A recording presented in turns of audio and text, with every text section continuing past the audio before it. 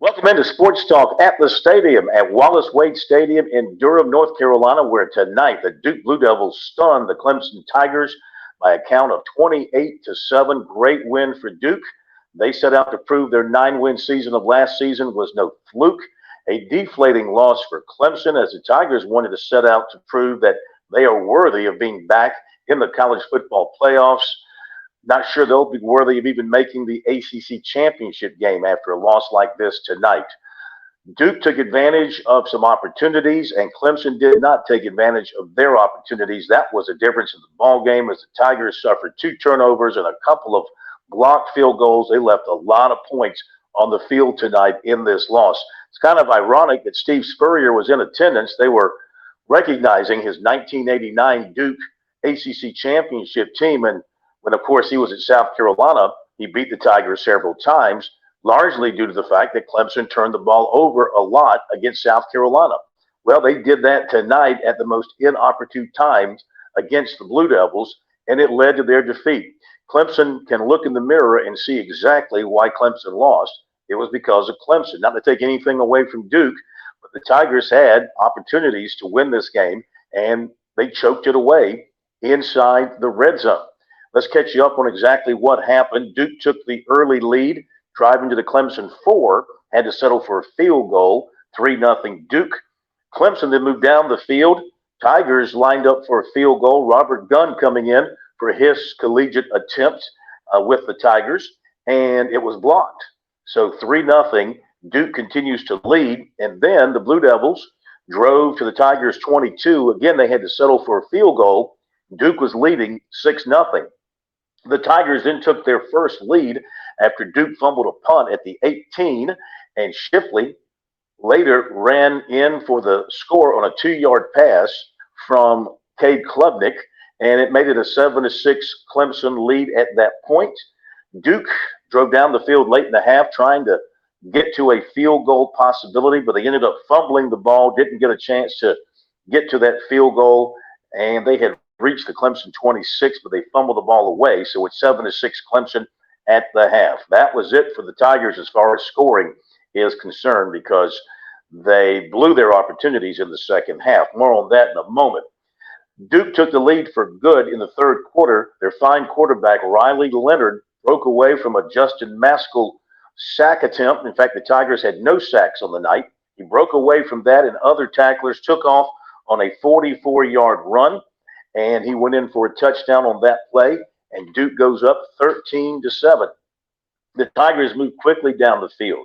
Shipley and Maffa breaking off some runs. Maffa had a run of 49 yards, and Klubnik had a run down to the 1-yard line. Looked like the Tigers are going to knock it in, but then they had a motion penalty, movement on the line, and that backed them up. And then they could not move it after that. They settled for a field goal attempt, and it was blocked.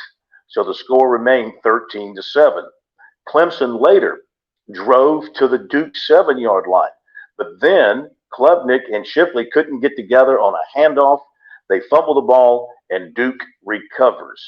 Then, now Duke's not doing much on offense during all this time. It's Clemson. Clemson drives to the Duke 1.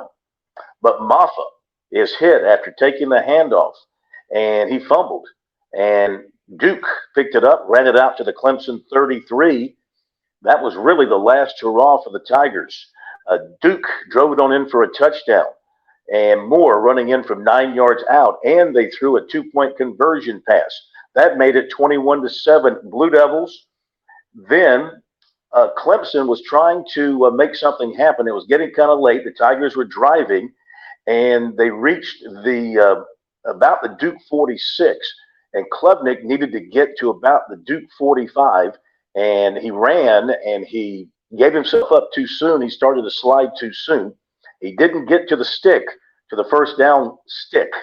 And on top of that, Duke was hit with a targeting penalty, but it was correctly called, according to Dabo Swinney, it was correctly called after the play, a dead ball foul, because Klubnik, as soon as he gives himself up, the play is dead.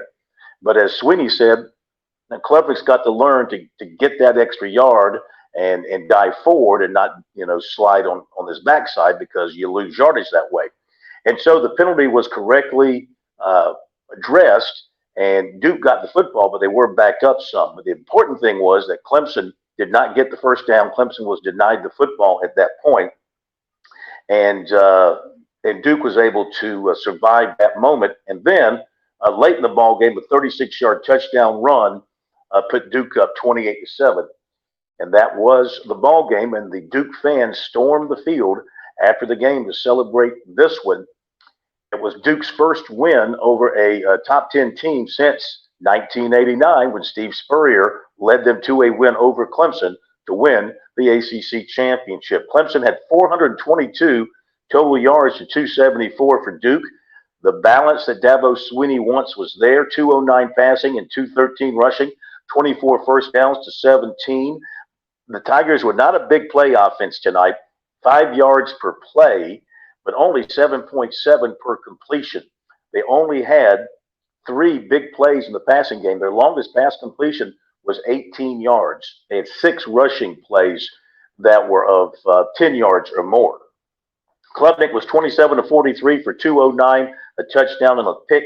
Shipley had 114 rushing yards. He had 23 total touches on the night. Moffa had 65 rushing yards. Williams led the receivers with 7 catches for 56. And Leonard passed for 175 yards and rushed for 98 yards. He is quite a good quarterback. So a stunning loss for Clemson here tonight at Duke, something that the Tigers probably never thought could happen, but it did. And so now they have to return home late tonight, early Tuesday morning, and go right to practice on Tuesday to get ready for their home opener against an FCS opponent, Charleston Southern, coming off a win last week. And Clemson, of course, should handle that opponent. They should handle FAU the following week, and then Florida State comes to town. But this is all about Clemson getting right. They've got to get right physically on the field, and no doubt they've got to get right mentally after a tough loss like this. Dabo Swinney did not make any excuses. He just pointed out that can't turn the football over like they did. You can't make the mistakes like they did and lose and expect to win against a good football team like Duke is, and that was exactly the case here tonight. We will talk more about it on Sports Talk Tuesday night, so make sure you join us. For now, that's our coverage of the Clemson-Duke game. Duke wins it 28-7 over the Tigers here in Durham. Our coverage is brought to you by the South Carolina Beef Council. Thanks for joining us. Have a great night.